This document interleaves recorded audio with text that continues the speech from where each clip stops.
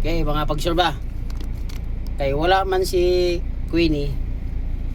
Wala na tayong ipaprank kasi nandun siya sa Amerika. Ngayon, ang ipaprank natin si Mami D. Si Mami D na naman ang ipaprank ko mga pagsurba. Time. Ayun, bumili pa doon pa sa ano. Prank natin si Mami D. Let's do this. Pili kata puspusan na. Butan ni si Mami D.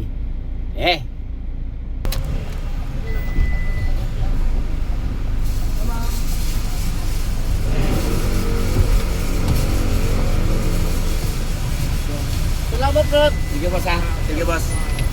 Thank you. Bye, thank you.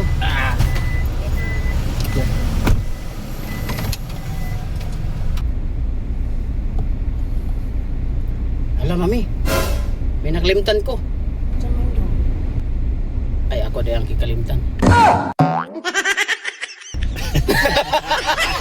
Nakariyo.